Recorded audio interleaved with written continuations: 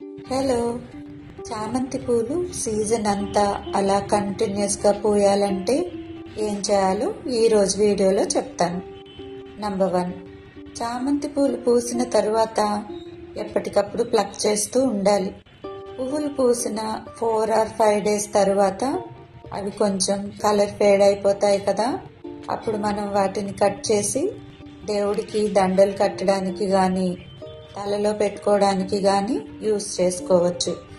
ఇలా ఫ్లవర్స్ని ఎక్కువగా పిక్ చేయడం వల్ల కొత్త బ్లూమ్స్ త్వరగా వస్తూ ఉంటాయి. నంబర్ 2, బాగా పువ్వులు ఎక్కువగా పూయాలి అంటే ఏ ప్లాంట్స్కైనా ఫర్టిలైజర్స్ ఇవ్వాలి. అలాగే క్రిసాంతమంకి కూడా.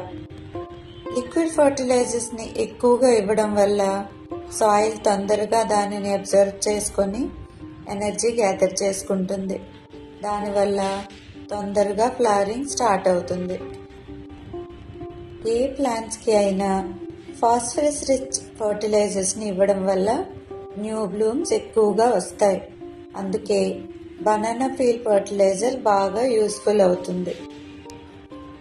నేనైతే ఇంట్లో ఏ ఉంటే అవి, అంటే banana peel water, potato peel water, rice wash చేసిన వాటర్, అలా ఒక వీక్ ఒక ఫర్టిలైజర్ ఇస్తే నెక్స్ట్ వీక్ ఇంకొకటి, అలా ఏదో ఒక లిక్విడ్ ఫర్టిలైజర్ ఇస్తూ ఉంటాను.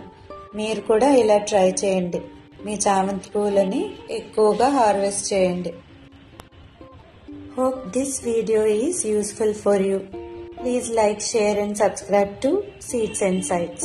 Happy gardening. Thank you.